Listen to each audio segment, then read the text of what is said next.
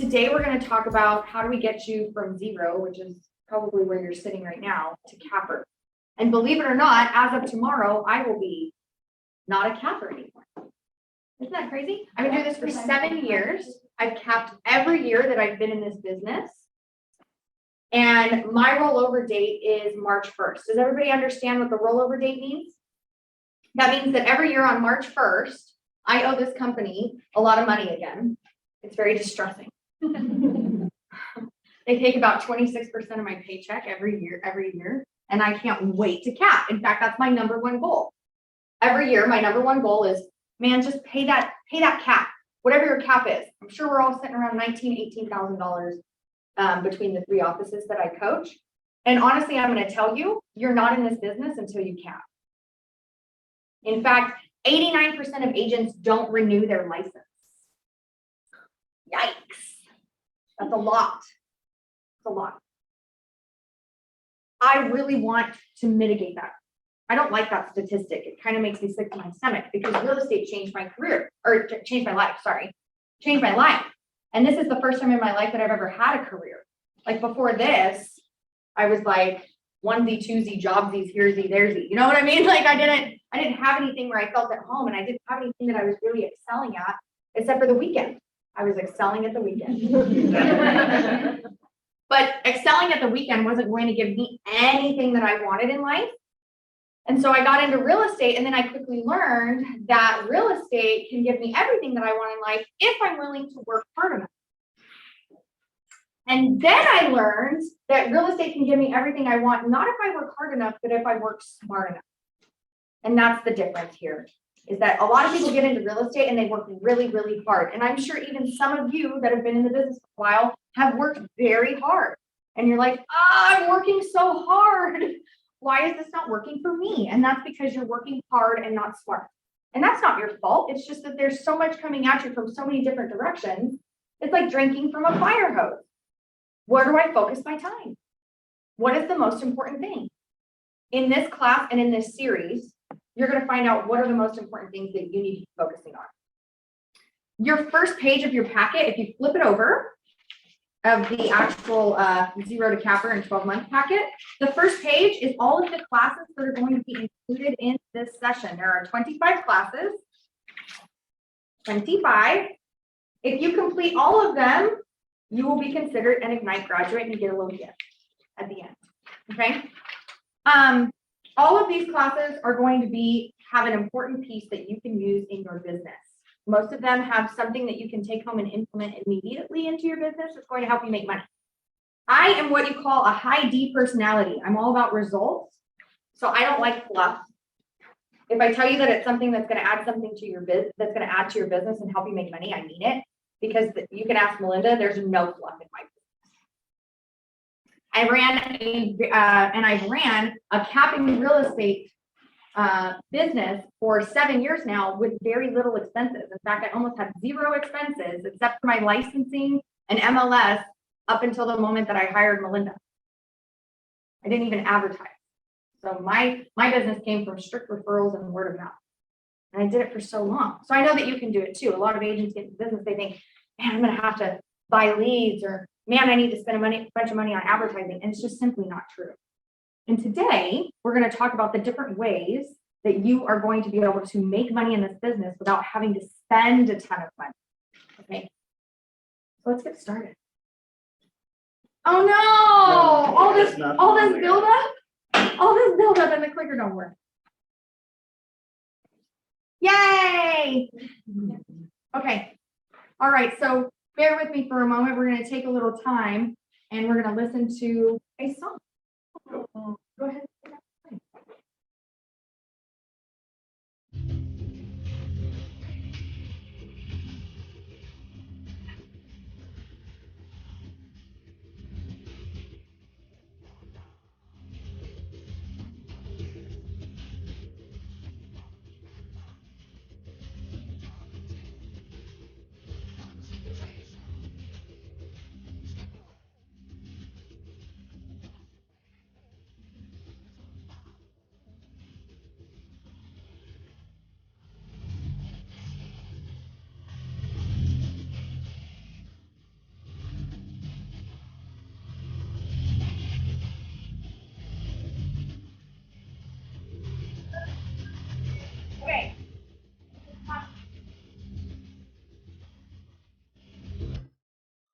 moral of that song? Did anybody catch it? Love the one you're with. I love it. All right, so we're going to talk about a lead generation strategy that not a lot of people in part, they don't act on it. And it's actually a shame because you have people all around you that want to support you and want to do business with you. And it's everybody that you already know, right? How many of those people have you called and told that you are in the real estate business? All of them? Good for you. Good for you. Good. You're already on the right track. Yep. If you turn to page 2, oh, sorry, no. What am I looking for here? Oh, my thing's backwards. So if you turn to page, where's that? Sorry, guys. It is too. It is on 2? No, that's not what I'm looking for. Generation. Never mind. Okay, so what we're talking about here is your database. So everybody has a database. All of you do. In fact, if you opened up your phone right now, we're going to take out your phone. Some of you have gone through this, bear with us. Yeah, if you've already gone through this, it's fine. Don't give out the secret. Yeah. Everybody pick up your phone and go into your contacts right now. And then I want you to scroll all the way to the bottom of your contacts. For those of you on Android, press the meatball button, go to your accounts button. Oh, okay. For all of you that are on Android, go get an iPhone. Amen. Okay, at the very bottom of contacts, at the very, very bottom, you've got a number. I want you to tell me your number. 870. 870. Okay, 870. What else? What else do we got? 1093. 1093. What else? 78. Okay, that's There's fine. nothing wrong with that. What else? What about on Zoom? I won. 130. Okay, perfect. 390. 390. I have 1453. What about my Zoom people? How many people do you have in your phone? I have 258, but looking at them, I don't know a lot. I don't even remember a lot of these people. Don't worry about that. Yeah, That's even better. Don't worry about that. That's even better. That's even better. What about anybody else? How many you got in your phone? 1,814. 1,814. Okay. Anybody else? Okay. All right. So you've got a number now. We're going to do a little bit of math. Okay. Bear with me. I want you to get out your calculator. And I want you to take the number of contacts that you have. And I want you to multiply that by 6%. That's 0.06. Now what number do you have? Count it out. 25. 4.6. 8. 3.4. 3.12. 3.12. Okay. Anybody else? 22. Okay. Anybody else? What about my Zoom people? What number do you have now? 15. 15. Anybody else? 14. Those are some pretty good numbers, I think. Okay, now I want you to take that number and I want you to multiply it by the average commission for our offices. And I'm telling you all, the average commission for each of your offices together is $10,000. So I want you to multiply that number by 10,000.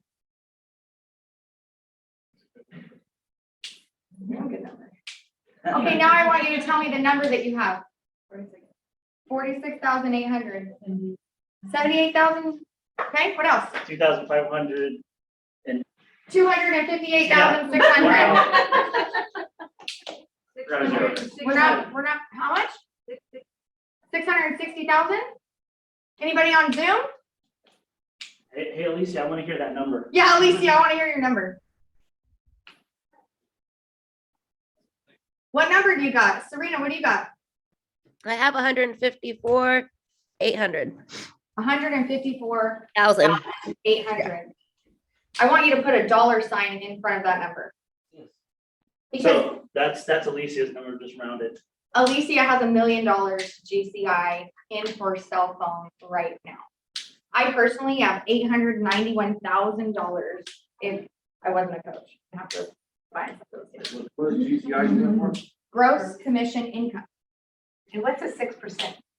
6% is a statistic that was pulled from, I think, through Keller Williams and the National Association of Realtors. And 6% of the people in your phone are going to have a real estate transaction in the next 12 months. Because 6% of the population is going to have a real estate transaction in the next 12 months. And I love statistics because it takes all the guesswork out of it. You can't combat that. 6% of the people in your phone are going to buy and sell real estate in the next 12 months, and you get to choose whether or not you're going to be their real estate agent. How do you get to choose whether or not you are going to be their real estate agent? How do you get to make that choice? Does anyone know? Call them. And you call them and tell them that you're a real estate agent. Exactly. You call and you tell them that you are a real estate agent, right? And you're probably wondering, well, what am I supposed to say to them? Where is the script that this is supposed to be in? Where's this? Oh no, I feel like there's pages missing from this packet. Yeah. So in the Ignite toolkit, which we will get out to you guys. Yeah, there's a script missing. In the Ignite toolkit, is it in there? Database script. Yeah, database script. What page is that? Did I miss it? One of these pages. Oh, it's in here. Okay, cool. Sorry, guys. So you're probably wondering, hey, okay, so I've got all these contacts. It's called the database script. It's going to be after the sync. There you go. It looks like this. Database script. For everybody on Zoom, it should be in the chat. You should have a link to it. Okay, database script. Sorry, it's in a weird order. Yeah, keep going. Yeah, that's okay. Yeah. Everyone find it? Everybody find it? No, where is it? It's in the packet. It's in the packet. I don't know what page it's on. Yeah, go ahead. It's in the chat. There's a link in there. Gail should have put it in for them. Yeah, she So did. there's 2 links in the chat for my Zoom people. One of them is a contest, a lead generation contest, and then one of them is a 0 to agent or 0 to capper packet. Gail put it in 15-minute.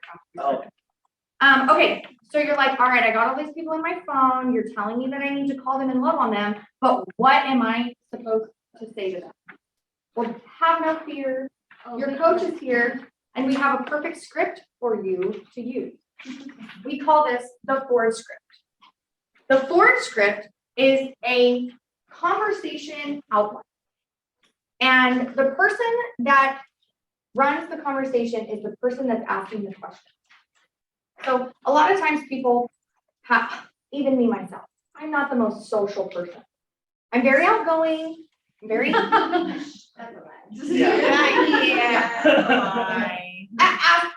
Every night when we went to Florida, who went home first? Me. Yes, yes, because being out with people drains me. I love you all very much, but it does. So I'm not that social. In fact, calling my database is probably like one of the last things that I want to do with my time. I know we all feel that way. And if you say that you don't, you're lying to yourself. And that's okay. You could be in denial, but I'm here to tell you that It's not okay to be. you can be, it's fine. It'll show up in your paycheck. So I don't always like, because you feel like you're bothering people, right? What are some other thoughts that you have when you go to call? How many of you have been in this business for a while and picked up the phone? And what are some thoughts that come into your head? You know, they already have an agent. They already have an agent? Yeah. Okay, so they already have an agent. What else? get angry with them. They're gonna get angry with you. Interesting. Okay. I'm bugging them. I'm bugging them. They won't answer. They won't answer the phone. This guy's trying to make money. This guy's trying to make money off of me. So is the rest of the world. They're only staying in touch. They're only staying in touch because they want something. Okay, what about my Zoom people? Do you guys have any of those thoughts when you go to pick up the phone and call somebody? What are your thoughts? Or when I just tell you, you're gonna reach out and call the people in your phone for business, what are your initial thoughts?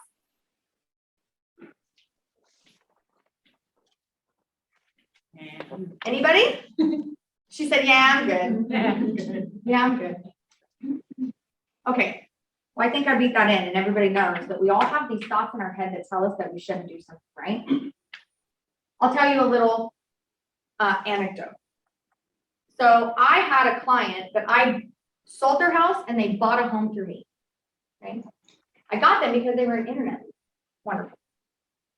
I followed up with them after the sale and they never answered the phone. 3 years go by and they never answer me. And I'm like, why am I doing this? Like, these people are not answering me. A month ago, they called me out of the blue and said, Amy, we want to sell our house. And I was like, oh, okay. I show up to their house and I do a listing presentation. They're like, you're the best realtor we ever had. We've had other realtors and we liked you the most.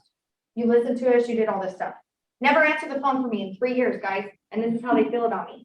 So I leave that house and we've decided that they're not ready to list yet. We're going to list it in a couple months. And so I reach out to them. That was a month ago. I reach out to them at the beginning of February to check in. Hey guys, I'm just checking in. Are we still on track? No response.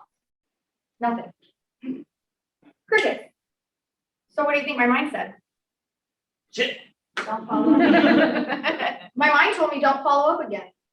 They picked another realtor. Even though everything they said to me was the opposite of that. Everything they said to me was, Amy, you're amazing. We love you. You're the only realtor we want to work with. But they don't answer the phone for me. So my mind is like, you lost it. You should have got a sign that day. You're screwed. It's over.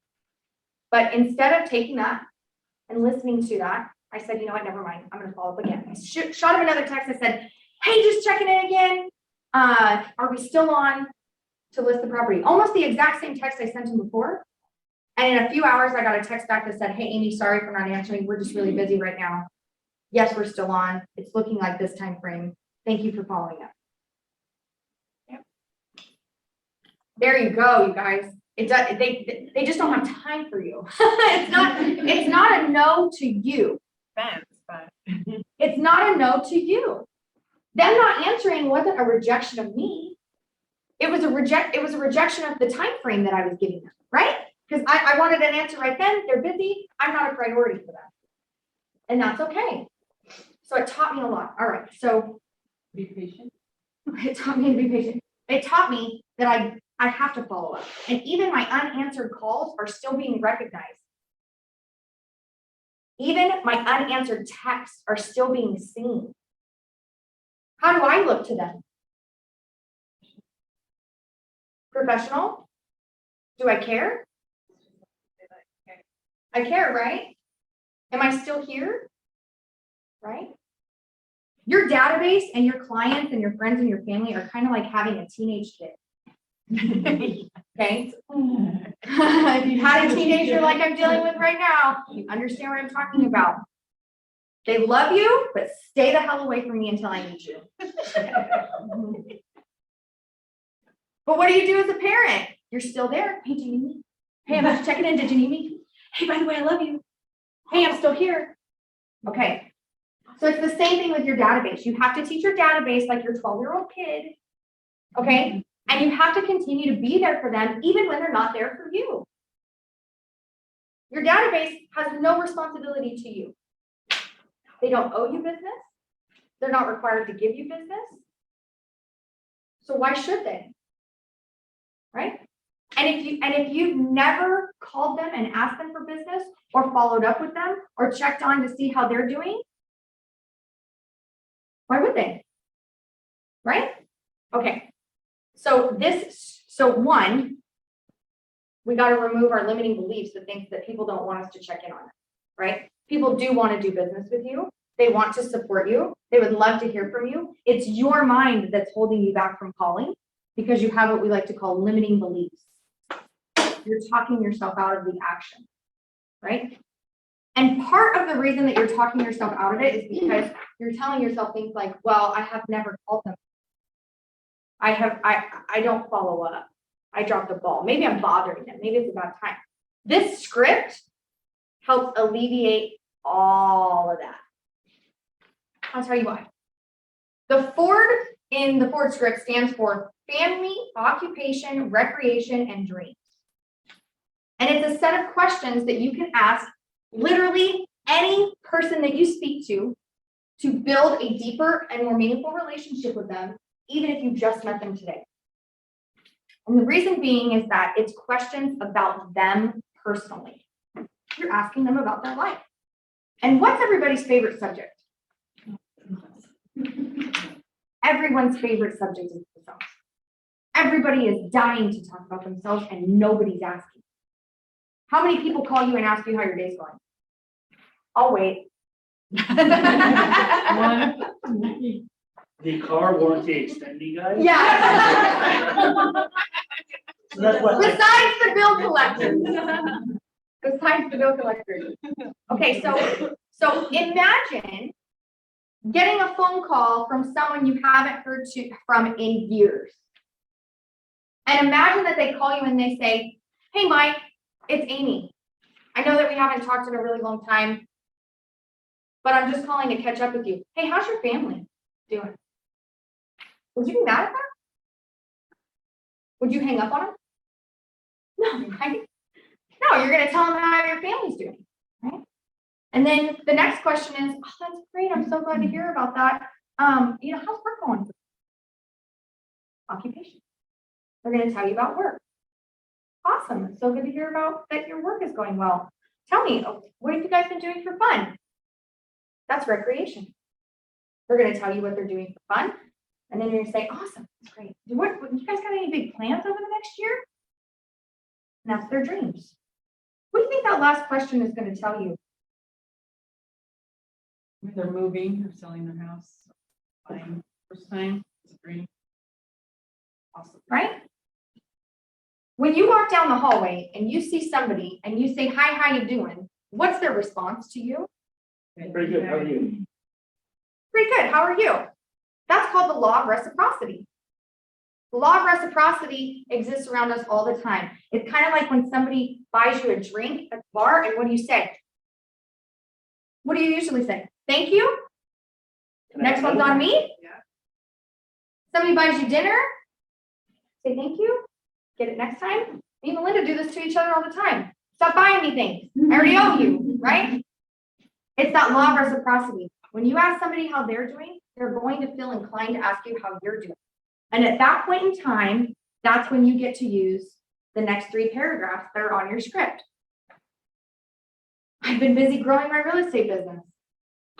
I'm working with a lot of great clients. I'm super excited about it. Thank you for asking. Now you've just introduced your real estate business to them and they asked for it. Is that different? Does that feel a little bit different than, hi, my name's Amy, I'm with Keller Williams. I'm looking to see if you want to buy or sell real estate. Right? It's more of a personal touch. You're calling to find out how they're doing in their life. And if the timing is right, you're going to be able to interject that you're in the real estate business. To be perfectly honest, at any point in time, if anybody asks me how I'm doing in life, I'm doing real estate. Hey, how are you doing today? I'm good. I'm showing homes, stuff like that. Right? Got open houses. I'm doing this. My life is now real estate. When I call my sphere and I talk to them about their life and they say, Amy, how are you doing? Life is crazy. Real estate is busy. Blah, blah, blah, blah, blah. Right? So do you think that this script could help you when you're making your calls to the people that you know? Yeah? Okay, cool. So your number 1 task in becoming a capper is that you've got to call your sphere. You've got to reach out to everybody that you know, and you've got to pick up the phone and call them and use this script to let them know that you're now in real estate. Okay, so what happens if somebody's having a really, really bad time? As far as who? Anybody. Say that you call your sphere and they're like, oh, life is shit. How can I help you? I lost my job. Got one for you. I love it. Lisa, you're giving all the secrets away. Stop it. It's okay. No, it's okay. It's real though. It's real though. I'm putting this out there because it's gonna happen. It's not gonna be rainbows and butterflies every single phone call that you put out there. There's gonna be awkward phone calls. I called somebody and they're like, Amy, I haven't talked to you in 10 years. Why are you calling me? I love you. Because COVID sucks. We've all been separated. I want to connect with my people again. Sorry, it's been 10 years. You didn't call me either. How you Right, doing? right. How you doing? Right? They didn't call you either. Coffee and. Another anecdote for you, and then we'll move on, because I think I've beat a dead horse. I sold a home to a guy, and this is all past client stuff. Believe me, when I first started my business 7 years ago, this script didn't exist, and this is what I was using. I called everybody I knew, and I said, oh my God, you guys, how you doing? And they're like, I'm at work. What are you doing? I quit my job. I just started my real estate business. Awesome. And I got business from that. I'm telling people I quit my job and started real estate. So I know that this script works because I used it in my business. Okay, back to my anecdote. So I sold this guy a house, I would say like 2-3 years ago. And at the end of the transaction, he had a problem with the dishwasher. We had gotten a home inspection and they said everything was fine. We got him a home warranty too, and the home warranty was through the home inspection company. Wonderful, right? I just happen to know the owners, so it was a great match. Unfortunately, me knowing the owners really made him mad when the dishwasher stopped working and the home warranty company didn't want to cover it. So then he accused me of getting a kickback for having him buy a home warranty through this company. It was a very rough conversation. Obviously not true. A $500 home warranty ain't giving me much of a kickback, to be honest. But it was really awkward. It was like really awkward. And I kind of thought that that relationship was lost. But I followed up anyways, because that's what I do. And I teach you guys to do it, so I did it too. You know, I followed up with him, and I just had coffee with him. In fact, I called him and I was like, hey, David, been a long time. I just want to check in on you, see how you're doing. He's like, Amy, I've missed you. It's good to hear from you. I was like, yeah, we should go get coffee. You know, we went and had coffee and sat for 2 hours and talked. And this person accused me of some shady stuff. Because in the moment, that's where his mind was, but that's not how he really felt about it. So I tell you these things because you probably have people in your phone and you're looking at it and you're like, I do not want to call this person. Like, I don't want to call this person.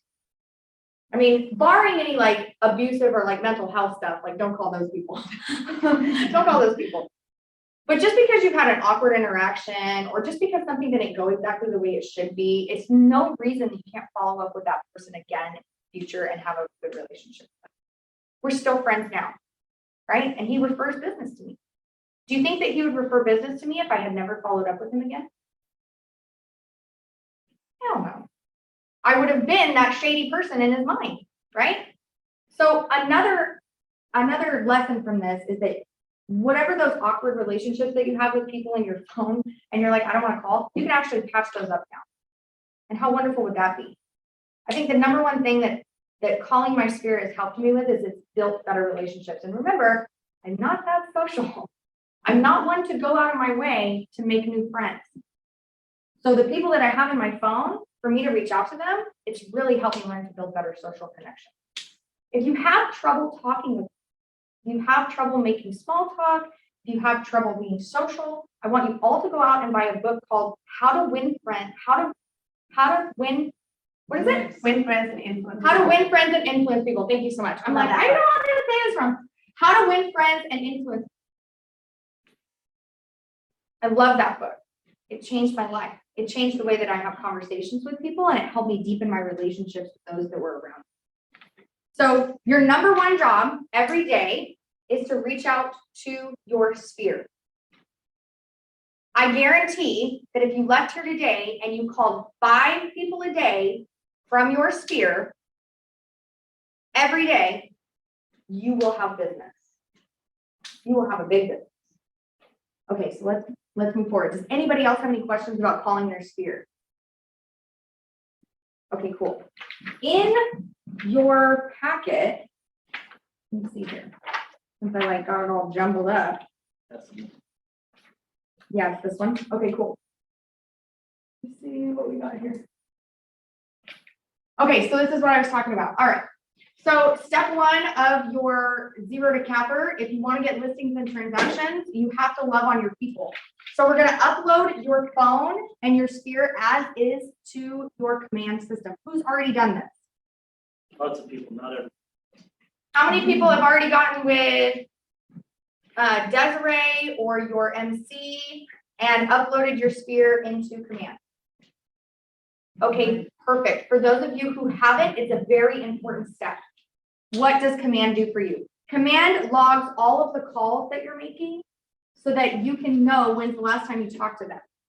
It's really easy when you have like 50 people to call. You can remember all those conversations. But when you're 3 months deep and you've gone through 500 people, you don't. And you don't know when's the last time you called them. Command will offer you a system so that you can know who did I call last, who do I need to call today, and what was the last conversation that I had with them. So you're going to upload your database from your phone directly into command, and you do not clean it before you do. I have a lot of agents that come on and they're like, I want to go through it first. No, that's the biggest mistake that you can make. Biggest mistake that you can make. If you're gonna deplete your phone database, you're gonna have a hard time in this business. I'm just gonna be honest. Throwing out money. You're throwing out money. If you're not able to have an awkward conversation with somebody that you've met before, you're gonna have a hard time because you're gonna have conversations with strangers that have never met you before.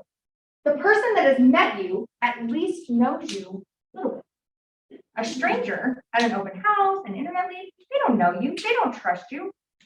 The timeline that it's going to take for you to turn an internet lead into an actual client is almost triple than it would be if you called somebody who met you one time. Okay, keep that in mind. Everybody is going to download the 02 capper. I want you to write this down. There's 5 smart plans in command that is for this program. And if you haven't seen any of this yet, and you haven't met with me yet, Yeah. Vince will go over with you. There's 5 smart plans that you need to download from the command library. They're all called 0 to capper. So if you type in 0 to capper into the command library, smart plans library, it's going to bring them all up. Download all of them. There's one that's called your database smart plan. It's going to have 4 activities every quarter for your database. So all of your people are going to be put on it and it's going to tell you to call them. It even has the Ford script right there for you in the task. It's beautiful. super simple. We made it so simple for you. So you upload your database, you go into your database, you add everybody to the database 555 0 to capper database smart plan, and it's going to set tasks for you to call everybody. It's going to tell you to call them. 30 days later, it's going to tell you to go onto their social media and like something, comment on something, do something. Maybe you need to friend request, what have you.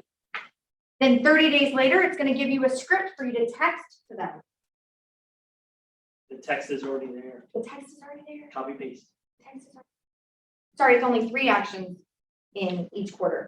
And then 30 days later, it's going to tell you to call them again. So every quarter, you're going to call them and see how they're doing.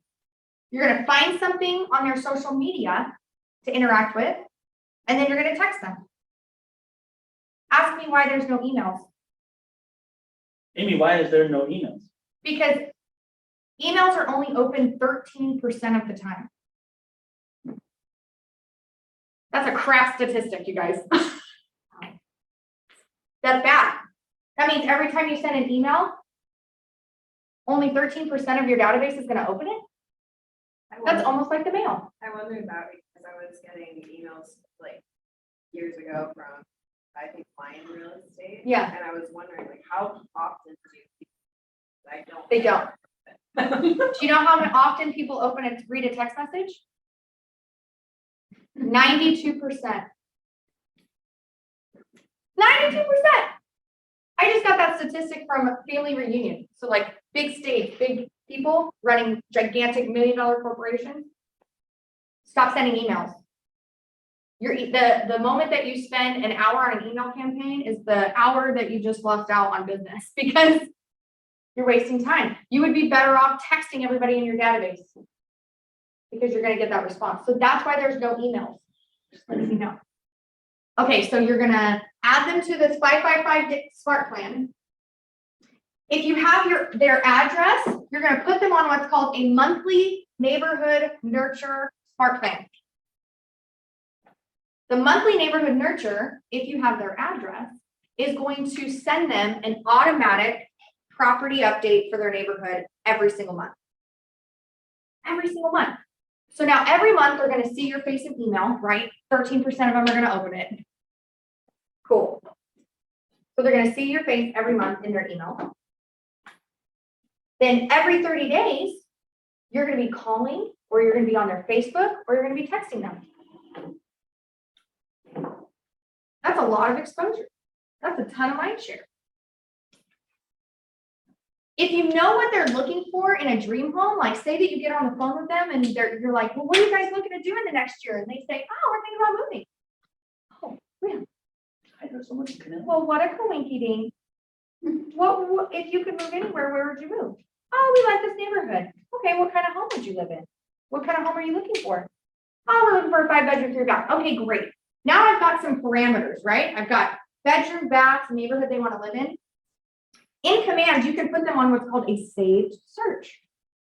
The saved search is an automatic property alert. So every time a property becomes available in the neighborhood that they want, in the criteria that they want, they're going to get an email from you that shows them that property. Does it matter that they're not in the market right now? Does it? No. What do you think might put them into the market? They see a home that they really love, that they want us to get into. Every person in my database that I want to do business with, I've asked them if they could move anywhere, where would they move? And what kind of house do they want? Did you know that Command can actually show them homes all over the country? It's fantastic. Also, you all have an app. So here's another activity. We're going to stop for a second. I want you to all take out your phone and I want you to go to your app store and we're going to download 2 different apps. Okay? They're both Keller Williams. So at the very top of your app store in the search bar, just type in Keller Williams. You're going to see 2 apps right next to each other. There's a white one with red letters, and there's a red one with white letters. I want you to download both of them. Not the blue one. Not the blue one anymore, No girl. more. That's going away. Nope, it's not the blue one. If it says Kelly, it's not it. Don't download that. Okay, so why do you need both? The white square with red letters is your consumer facing app. That means that you can designate yourself as the agent, and then you can send this out to your clients and say, hey, download my app, and you can search for homes all over the country. It's fantastic. There's a buying guide, a selling guide. It's wonderful. Also, you can tell them, Keller Williams does not sell their information. Absolutely. People are concerned about. Yeah. So I'm not going to sell your information. This is an app that's directly tied to the MLS. MLS is across the country. You can search for homes wherever you want. You're welcome. Here you go. Okay. The other app is Command. It's an app for Command. I love this. In fact, I love it so much, I've got it on my phone and I use it all the time. I've been waiting for this, you guys. Waiting for this. This takes all of my excuses away from me for having to be in front of a computer to lead generate. Now I can lead generate while I'm waiting for my kid to get out of school. You can make phone calls directly from the app. I can make phone calls directly from the app. Let's see. Okay, here's somebody. I can go straight into my contacts and I can click on their name and I can click on the phone and it'll tell me if I want to call them or not. And as soon as I'm done calling, it's going to automatically ask me if I want to leave notes. I can text directly from here. It's beautiful. So if you're like, oh my God, I love this. I actually teach a class all about how to run your business from your phone. And this was the only barrier that we had from running our businesses from our phone with Keller Williams. You used to have to spend like $2,500 a month to get an app like this on your phone connected to a database that will allow you to do this. No more. It's free for you now. That's fantastic. So now you can lead generate from anywhere. Okay, so all of your clients or all of your friends and family should have your app, and they should be using that to look for homes. Now, I said if you called 5 people a day, you'd have a big business. We recommend that you call 10 people a day. If you can call and talk to 10 people a day about real estate, you will cap. There is no doubt. Yes, Ara. Does leaving messages count?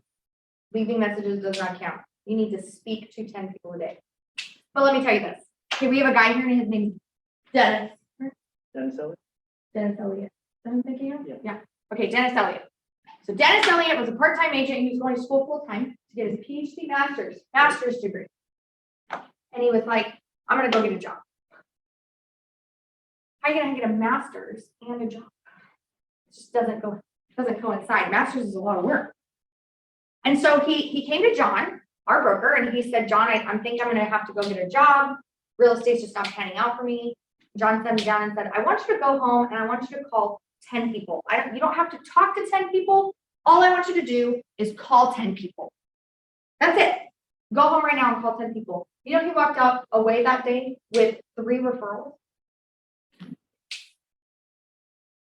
That's all that was standing in his way, was calling 10 people. So if you called 5 people, would you have a big business?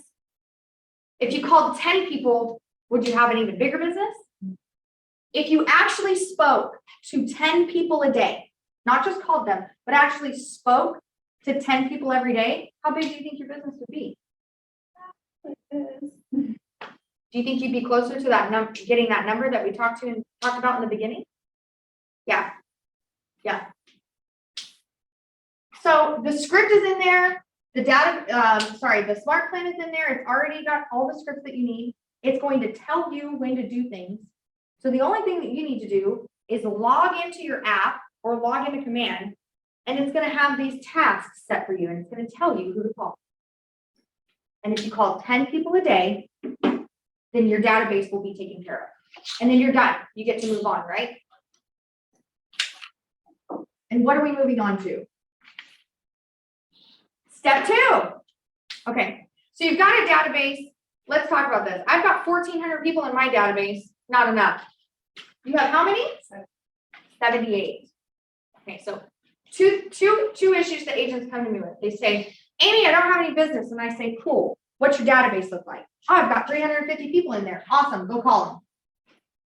You're welcome. You're welcome. Prescription number 1. Prescription number 2. Amy, I don't have any business. Okay, great. Let's take a look at your database. How many people do you have in there? I have 78. Have you called them all? Yes. Okay. What do we need to do next? We got to feed the monster. Your database is hungry. And in order for you to get new business, you've got to feed new people into it.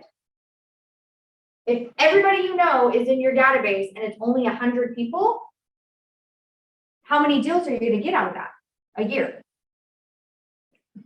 Good job. You're better at math than I am. You're going to get 6 pieces of business.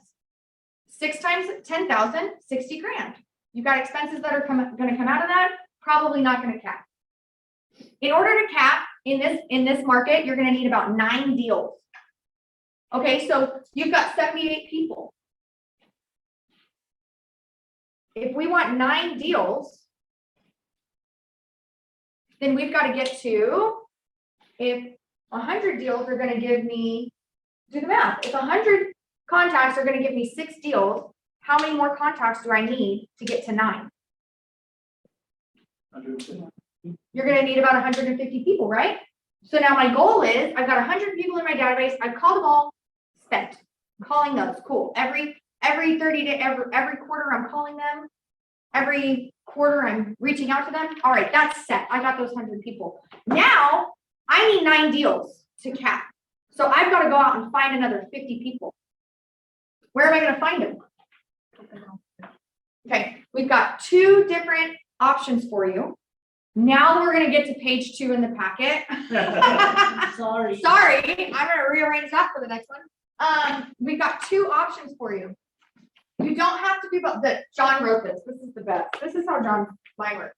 You don't need to do both unless you're an overachieving teacher's pet and need attention to make your life feel filled. Okay, you don't have to do both. But if you want to be a mega agent faster, you will. Amy, what classifies a mega agent? Some people. 7 million in production or more. That's not money. That's 7 million in production. That means that you've sold $7 million in real estate. Purchase price, based off of purchase price, right? Volume. Okay.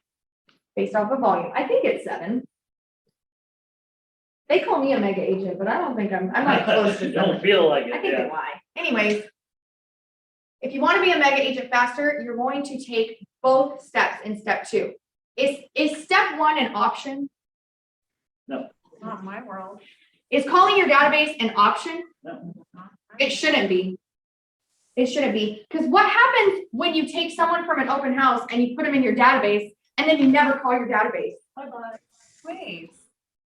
What a waste. Do you know how many agents spend 4 hours a weekend doing open houses and then never follow up with the leads? Why do they have? Wait. You would think. Have you done that? I've done one open house and I haven't done that. Have you followed up with the leads? Why do you think I'm here? Can I have them? Can I have them? Be honest, I've done it. I've done it. I've worked open houses all weekend and then Monday comes and I'm like, I just missed it. Oh man, it's Wednesday already? Okay, let me follow up with them. Gone. Gone. It's a complete and utter waste of time. So your database and calling your database is non-optional. It's got to be something that you do because you're going to feed that database and then you're going to add those people to it. You're going to have to call them. Okay. So let's talk about option number 1. We all have different personality types and we all have different ways of being and different things that we're good at. In fact, when you sign up for coaching, I take you through, you're supposed to take this thing called a KPA, Keller Personality Assessment. And then I sit down with you and I go over the Keller Personality Assessment. And the reason that I go over it with you is because I'm trying to figure out how do you act naturally? Are you an outgoing person or are you a reserved person? And then based on whatever personality type you are or whatever your natural inclination is, we build a plan for how you're going to go out and get business. Okay. Option number 1, say to yourself this: I like to meet and talk to people, and darn it, people like me. And my gift to you is me. I love that meme so much, so funny. Okay, so if this is you, then you need to do open houses. If you're social and you love talking to people and you like making new friends, open houses are where it's at.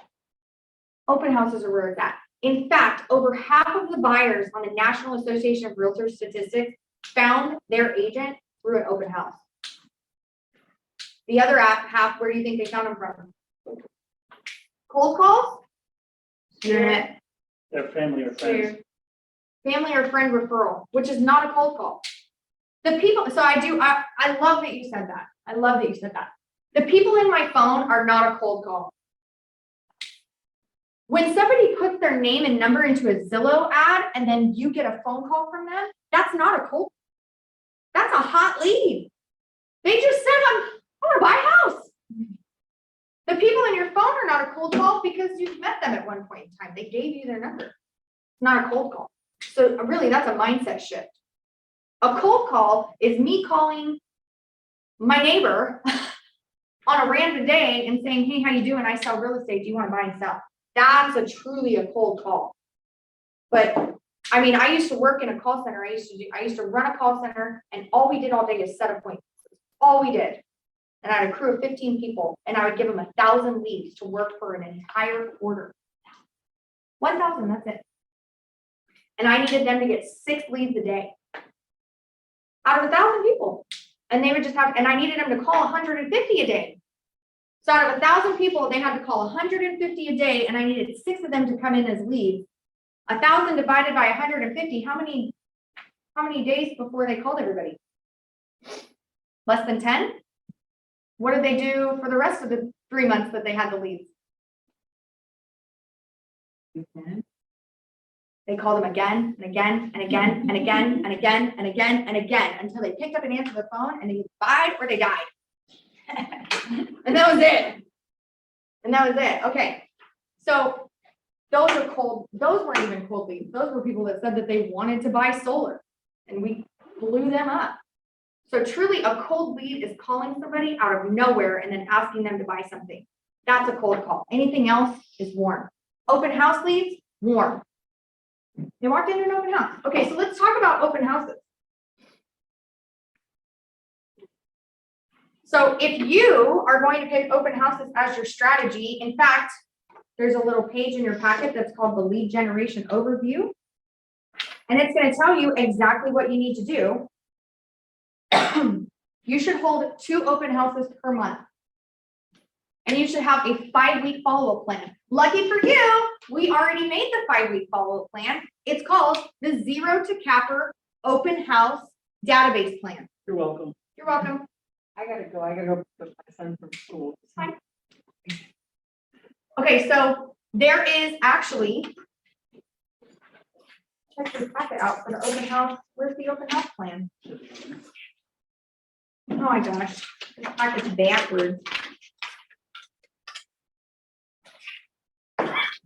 Where is it? I thought it was in here too. I'm about to take this out. You can see what I'm doing. Okay, hold, sorry guys, hold on 1 second. In your packet, there should be database, referral, app download. There we go. Okay, so there is a Zero to Capper open house checklist. You should be able to find that in your packet. Look for it now. It's higher lead sheet. It's after all the like computer page stuff. What does it say at the top? It says Zero to Capper open house checklist. It looks like this. Bold, big and bold. Thick and bold. It's in the backpack. After the script.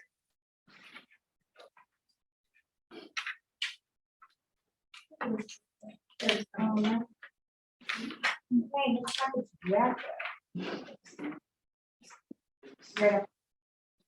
It's right after the app download. There you go. All right, Zero to Capper open house checklist.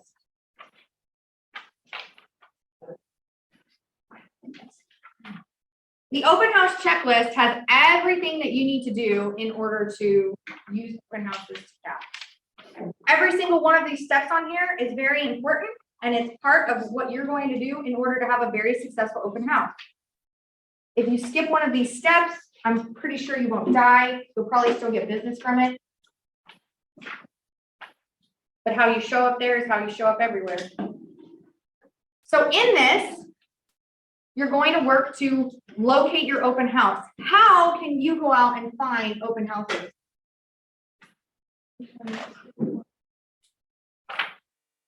How can you go out and find open houses? Does anybody know? Yeah, from the office. Ask around the office. How else? Find them on MLS. Find them on Facebook. Mike, you do open houses. How do you find open houses? I ask around the office and I post on the Facebook groups. Okay, so see? Hold on. Go away. Oh no. I gotta get off. Oh no. He took the camera from me. I'm Italian, I use my hands. Yeah, talks too much. Okay, so locating open houses. No, it's okay. It's Locating a open tactic, houses. yeah. So the #1 way that I used to get open houses is I made relationships with all of the top listing agents in the office. Harm, Michael, John, these are all people that you see every single day. Walk up to them, say hi. Hi, how you doing? My name's Amy. I'm an agent here in the office, and I'm really looking to make open houses my lead generation strategy for my business. And you're one of the top listing agents in the office, and so I'd like to know if I could hold your listings open. Do you have any available? And if you want to know, they're on the new side of the. Well, that's not just everybody. Well- So what about Fair Oaks? Laura, I mean, who's over there? Yeah, Laura. Jake Jake DeRosa, DeRosa. Jeremy Frazier, Laura Miller. You've got agents over there too. Walk up to them, say hi, call them on the phone, say hi. My name's Riley. I'm a new agent in the office. I'm super excited to be a part of it. I'm trying to make open houses my lead generation strategy. And I'd really like to know if I can hold some open houses for you. They're going to ask you, what's your plan? A good listing agent is going to say, okay, what are you going to do? And you'll be like, just kidding. You came to this class and now you have an open house plan. You're going to say, well, I'm going to prepare for the open house. I'm going to create a flyer. I'm going to print 50 to 100 flyers. I'm going to door knock the closest 50 homes. It's right here. I'm going to door knock the closest 50 homes. I'm going to promote my open house on Instagram and Facebook. I'm going to put 20 to 25 signs out. Key, 20 to 25 signs. Signage is one of the most important things for an open house. 8 open house signs ain't going to cut it. I had an agent show up because I have open house signs and I do loan them out. I had an agent show up and they're like, I'm gonna throw an open house. I said, cool, I have 17 signs in my office. I want you to get all of them. And he walks out of the office with 8. I was like, oh, do you need help getting the rest? No, I'm just gonna take these. I said, no, you're not. No, you're not. You're gonna, so I might be a little stern. Might be. I took all those open house signs and I gave them to him and I said, you need to put these out. It's imperative. Why do you think it's imperative to have tons of open house signage out? It's going to get the most traffic, okay? All right, so open houses are entered into the MLS and they're put on Zillow. Wonderful, right? Who do you think is looking at the MLS for open houses? Agents. Do you want agents to show up to your open house? No, unless they're cute. Right? She's like, no, unless they're cute and single. Not like that creepy guy that was standing out. Yeah. That's you. Okay, so do we want agents at our open houses? I think it's a resounding no. No, we do not. Okay, we want people. Call them civilians. They're not in the war of real estate. So we want civilians. We want people straight fresh off the street, right? Okay, how do we get people off the street? Signs and balloons. Signs and balloons. Oh my gosh, I love it. Okay, cool. So we know that if we put out signs that we're going to get organic traffic, and organic traffic is what we want, right? We want people that are just coming in off the street. Okay, so when you're looking, have you guys ever driven by a new house, a new home subdivision? Yeah. How do you know that there's a new home subdivision there? Big giant blimp. Stop telling everybody the answers. You're the freaking teacher. Okay. There's giant So- signs that are like. Giant signs, right? He's like, I'm just gonna go sit in the corner. Like, you can stand up. It's okay. Okay, so there's big giant signs, right? How many signs? At least 5. At least 5. At least. And how big are they? Giant. How far away can you see them? A few miles. Okay. Are you guys kind of getting what I'm putting down? So I'm driving down the street, driving down the street, driving down the street, and I see one open house sign and it's over there and it's pointing that way. And I'm like, oh, okay, bye. Do you think I'm going to turn around and go find it? But what if I have signage that started before 100 feet before I ever had to turn? In order to do that, you've got to have 25 signs. I just did an open house myself. I am not in this business, by the way. I still sell real estate. Later today, I'm going to a listing for them to take pictures and I'm putting a lockbox on it. Like I still have to sell real estate to survive, guys. I'm doing the stuff that I'm telling you to do. I just held an open house and guess what? Not everybody brought my signs back. So I only had about 16 signs to put out. But I had my house is right near a busy street, or the house is right near a busy street. It's right here. There's 2 intersections. There's 2 ways to get out to the main strip. I only had enough signs to get from one side to one strip. Deep inside, I was pissed at myself, not at the agent, at myself. What did I not go do? Buy more time. Yeah, Also. no, I love it. I didn't take initiative and own it and go out and buy more signs. All I needed was 10 more signs. Okay. Point being is that the 20 to 25 signs is not like a whatever kind of thing. It's very real. I want you guys to have successful open houses. There were people that showed up there and I said, everybody that shows up, I say, how'd you find out about the open house? I get a lot of smart ass answers. But the one that I love the most is, I followed your signs. And I was like, gosh, still work. That's great. But how many more people would have shown up if I would have been able to get both intersections? Right? And I'm not saying put one open house sign per intersection. I put 4. If it's a gigantic busy street, there's one on each corner. And then we drive down the street and then there's a way to turn.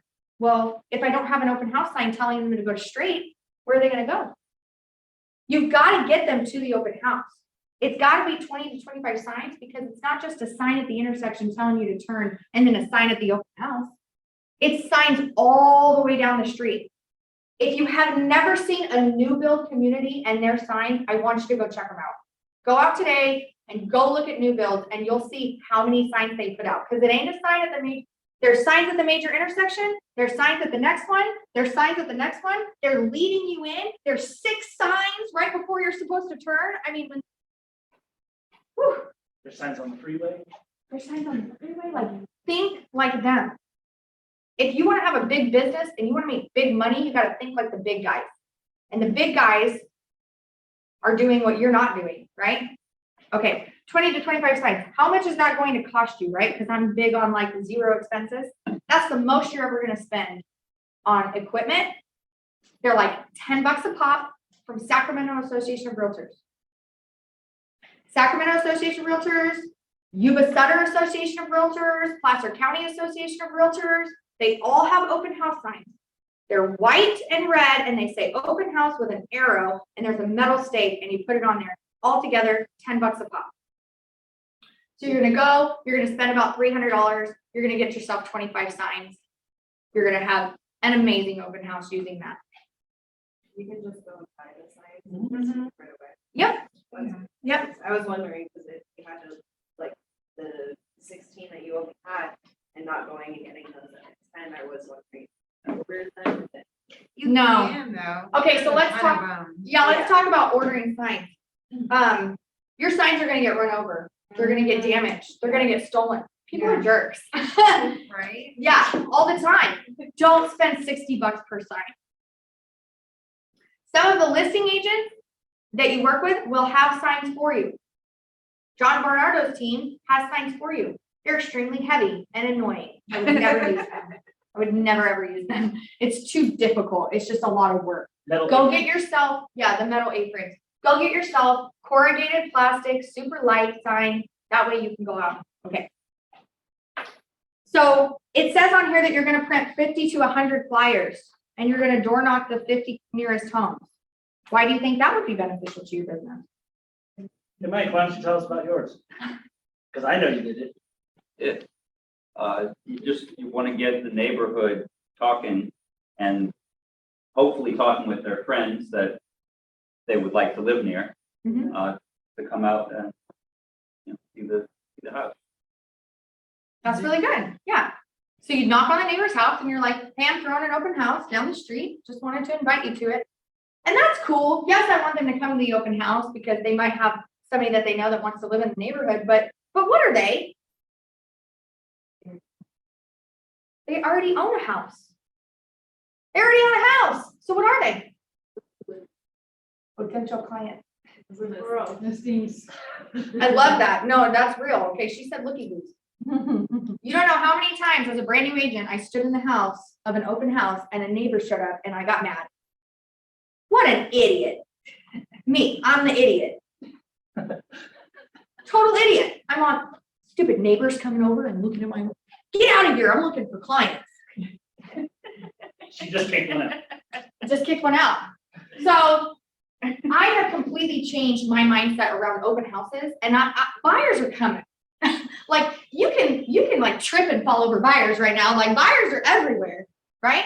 They have been it's been that way for 7 years. It's not going away. You're going to get buyers. What's a guaranteed paycheck right now? Seller. Listing. listings, right? So when I'm door knocking these 50 doors, what am I really doing? Do I care if they come to my open house? But they might listen to you. I mean, they could come and have a connection with you, if they just want to. I do, I definitely definitely want them to come, but at the end of the day, what do I really want from them? I want an appointment. I want to go to their house and tell them how much their home is worth and get them to sign a listing agreement and get them to sell that dang house and buy something somewhere else. I don't know, move out of state, whatever you gotta do. What if they, they have a brother or sister over and check out how you're doing your house and they go, God damn, this is awesome. Johnny needs to sell his house. Yeah, Maybe I should get them in touch with me. absolutely. So in this series, in your list of all the classes, there's an open house class. That open house class you should all be coming to because I'm going to show you exactly what I keep at my open houses. So that way, if a seller shows up from the neighborhood, they want to list with me. Not only that, but when I go door knocking, is my only intention to get them to buy and sell a home right now? No, what's my other intention? Building a relationship with them. They're getting familiar with the face Mhm. and your personality. If you're actually speaking to them Yes. over the And what do you need more than anybody else in this room? context. Oh my God, you guys, she's got it. She needs more contacts. Mega agent. Mega agent in the future, you guys, she's already started. So she needs more contacts. So, right? She needs to get them, dang, she needs to get them to recognize her as their real estate expert of choice, give the contact information for her to do what later? Follow up? So if 6% of the population is going to have a real estate transaction in the next 12 months, are they all going to have one the day that you knocked on their door? No, but that's okay. You're going to build your relationship with them, put them in your database, and in the next 12 months, You're gonna call them. you're going to call them, text them, right? Find them on Facebook. The whole point of door knocking for your open house is to put contacts in your database. In fact, even my open houses, I would love to get an appointment every time. I would love to. But if every time I held an open house or door knocked and I didn't get an appointment, how would I feel? If that was my only goal, how would I feel? Devastated. How many agents come to me as a coach and say, I door knocked 50 homes and I didn't get anything? Well, what were you door knocking for? Were you door knocking for an appointment? Yeah, okay. So you didn't get the appointment. Did you get their contact information to follow up with them later? Well, no. Okay, well then you missed your second step of door knocking, right? So yes, it's about finding somebody that wants to buy and sell right now. But I'm in this business forever. So I need people in my database. The bigger my database, the bigger my business is going to be statistically, right? The statistics of somebody buying and selling a home because you door knocked on their door is very, very low. But the statistics for them being in your database over the next 12 months are higher. Okay, so you were right on track. You want to get their, build a connection with them, get their information. One way that I do this for when I'm door knocking is I let them know that I'm the local real. Here's my script. Hi, my name's Amy. I'm with Keller Williams Realty. I'm a local real estate expert. I actually help a lot of people buy and sell homes in the neighborhood, and I'm wondering how I can help you today. And they're gonna be like, you can't. And I'm like, that's okay. That's all right. So I help with anything connected with your house. In fact, whenever you think of housing, I really, really want you to think of me. Do you need a plumber, a roofer, anything? You guys got some stuff on the roof. Do you need somebody to come out and clean that off? Have you cleaned out your gutters lately? Have you gotten your HVAC looked at? Do you need a contractor? Have you guys thought about doing anything to upgrade the property? Do you need a landscaper? Whatever you need when it comes to housing, I want to be a resource to you. So I would love to give you my contact information. I'll take your contact information. Sometimes I come out with discounts and stuff from different companies for some of these services. I'd love to be able to provide that to you. Who doesn't want to get the opportunity for that, right? They give me their contact information. I've got their address. So now I've got, hopefully, phone number, email, I've got their address. Do I have everything I need to put them into my database? I've got everything I need to put them into my database and follow up with them in the future. There's a saying that says the fortune is in the follow-up. The statistics of you getting a sale from one conversation with someone is very, very low. The statistics of you getting a sale after a year of conversations with someone is much higher. Much, much higher. And so that's the ultimate goal. It's not just about getting a sale today, it's about the sale tomorrow. Okay, so we put out a bunch of signs, we door knock the neighborhood, we promote our open house. One more thing that I want you to do, every time you go to an open house, you need to have two things. A list of available properties right now, a list of homes that are for sale right now in that area, and a list of recently sold properties. The recently sold are to show comparables and how the home matches up. And the list of available properties is so that when they don't like that house, you can show them another house that they might like. One more tip, and then I'm going to move on to the next thing. So, all right, so one more tip. Open houses, you are going to book yourself after your open house available time to show properties. So if you're throwing an open house from 12 to 3, from 3 to 5, or after daylight saving time, 3 to 6, I want you to be available to go show property. So that way, if you meet a buyer at the open house, then you can, and they don't like that property, you can say, okay, here's my list of all available properties in the area. Why don't you pick one that you think you would like? Which one do you think you would like? Okay, great. Let's go look at it next. I'm going to close up the open house around this time. I'll meet you there around 4 o'clock. How's that sound? The NFL says the most valuable player is the most available player. You've got to be available to play the game. So be available for your clients after the open house. Okay, so let's move on. Open houses, if that's your thing, cool. Number 2 strategy, option number 2 is for people, I don't like talking to people. Small talk sucks. I just want to talk to people about buying and selling a home. If this is you, then you're going to want to download the app called OpCity. Does everybody have OpCity on their phone? No. Okay. If you don't have OpCity on your phone, I want you to shoot me. Grab the camera again, just raise your hand. If you don't have OpCity, my Zoom people, if you don't have OpCity on your phone, I want you to reach out to the ASC in your office, which is most likely Gabby or Jessica for my Sutter Yuba people, and Desiree Tagami for my Sacramento Fair Oaks people. Reach out to them and ask them for the OpCity invite if you don't already have it. Sutter Yuba may have it, may not have it, but reach out to them and find out. For Sac and Fair Oaks, I know that we have it. OpCity is realtor.com leads. So realtor.com, OpCity has leads that come in, they call them, and then they send you an automatic phone call. Who's received an OpCity lead already?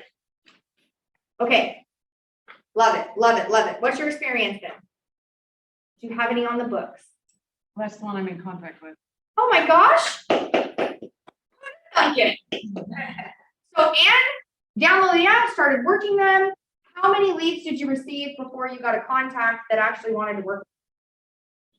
No, well, so the first one I went out that I met with is still gonna happen. Okay. in the next 60 days. Okay, perfect. But a lot of, I mean, you gotta go through some, some of them just need information, like Yeah. lender, where they wanna see if their credit's good enough, and then you just help them through that and then follow up. Oh, There, it's not all gravy, but I mean, it's still. it's useful. yeah. Okay, so how many leads did you get before this one that you got in contract on? Probably 8 leads, and now she's in contract. And how long have you been working those? About 2 months. 2 months. Yeah. In the grand scheme of real estate, that is fast. That's very fast. It doesn't feel fast. Yeah. It doesn't feel fast. That's why she's like, yeah, it's all right. But it is fast. Well, I think you have to, from what I understand, you have to close a few, it has to go, and then you'll get better ones, like that. if you say, I don't want to do mobile homes, because the one I'm covered. So it's kind of like that, the lower price range, and then you work your way up. And then the Yeah. more you are responsive, the more you get and the higher dollar amounts. Absolutely. So we have an agent Sometimes- here, at Sac Metro. He started with Op City leads. He's closed eight at this point. Yeah, And he's just killing it. And that's Yeah. where he's coming in from right now is Op City leads. You got an Op City lead, right? Yeah, What's that guy's price point? $1 million. What? How'd you get him Op City? You started from the bottom then? Yeah, I got lucky on that. yeah. Oh. Usually So- those, I'm like, oh, like that. The highest one I've seen and I didn't get it was $500,000. I was like, are you kidding? Come on. Yeah, okay, so cool. So now we all know that it is. Now we all have seen that it's real, right? People are getting deals from this. So you could be an overachiever, call your database, go run open houses every weekend, and then download Op City and get leads through that as well. Okay, so not everyone wants to buy or sell a home right now. Doesn't matter. What are we doing? Creating contacts, building our database. This is the important part. So we have a smart plan for internet leads. It's called the Zero to Capper Internet Lead Smart Plan, I believe. No answer. Internet. No answer internet leads, whatever. Download it and use it. So you get an Op City lead, it's yours, you put them in your database and you continuously follow up with them until they buy a house. You also have to update the notes in Op City, right? Yeah, every week. Every week you need to update the notes or they're gonna take the leads from you. I'll pause you and shut you down. Okay, so there's videos on how to run that system. You need to watch all of the videos. Educate yourself. Get your score as high as possible. Take every single lead. I don't care if it's a trailer in Newark, California. Take it. Take it. Go as wide as you can. The reason that guy's closed 8 leads is because he's willing to drive somewhere. He drives up to Amador County quite often. I drive to Amador County. Yeah, I just have something good to add to that. Yeah. When I first started, which was 20 years ago, you start getting all these, like, those harder deals. Yeah. And one of my very first ones I closed was this teeny tiny house, this person that no one would want to deal with. And that one person has ended up giving me 5 or 6 deals from that because she knew a lot of people. Yeah. So just because that deal isn't small, doesn't mean that that person doesn't know that her grandson, her mom, her Absolutely. aunt. So I always say there's nothing too little because all those people have contacts they know. Absolutely. So one of my coaching agents, Nassar or Mode, he works in this office. He just got into contract on a trailer. The trailer's $33,000. He ain't getting paid nothing on that deal. But that man is the father of another man. And that man is the leader of a large community of people. So if he helps that guy's father get into a house and treats him right, what do you think he's gonna get out of that? That entire community. Because it's the leader's father. But these are the things you have to think about. I've even experienced it. I've sold trailers. I'll sell anything. I'll drive all the way out to Amador. I'll go all the way down to Ione. In fact, my listing that I was talking about, one of them is Ione. I have a listing in Cameron Park. I'll go anywhere to sell a home. I've gone as far as Angels Camp. That's 2.5 hours away. I don't work buyers out there, but I will take a listing anywhere. The point being is that you don't have any business right now. Let's be real. You got all the time in the world. You used to spend 8 hours a day working for someone else. You can drive 1.5 hours to work for yourself, right? And in the grand scheme of things, it's just about getting one under the belt, right, Ann? It's just about getting one under the belt. That's what she said too. It's just about getting it done because you never know who that person knows and who's they're going to refer to next. There he is. And there he is, right there. There's the man. Hi. He's like, what? I was talking about your new deal. Oh, that door's closed. Hold on. Okay, I was. to join this class too. Yeah, you do. I was just telling them about. I was just telling them that you got a deal on a trailer, but that person is not the person that's going to help grow your business. No, who's the person? The person who bunch of properties. Yeah. So the person who's the trailer, that's for his father, right? He's the uncle. Is the He's uncle. uncle and I need to do business with his nephew, because the guy has like 3 industrial property and some residential property. Come in. Yeah, come in. Yeah, so What's your name? Okay, so come on over here so the people on camera can see you. Okay, so. Okay, so you got into contract on a trailer. How much is the trailer priced at? it's 30,000. $32,000. Very No, little it's commission, It's especially nothing. when. Especially when I'm commercial, so. That's not the point. I just closed another 4.5 million, so that's nothing comparing to this one, but my focus is because I have many other plans with it, because they have a couple of property, and this guy's head of community, and he already introduced me with a couple of other people that they need residential and commercial property. Exactly. That's what I'm, like, trying to get into. Absolutely. So don't ever turn your nose up at a deal, right? Thank you so much. Thank you very much. Good to Thank you. see All right, so take every lead, go as wide as possible, drive, make the drive, sell the house. The more homes you sell, the more reviews you get, the more referrals you get, the more experience you get. The more experience you get, more people want to do business, especially your database.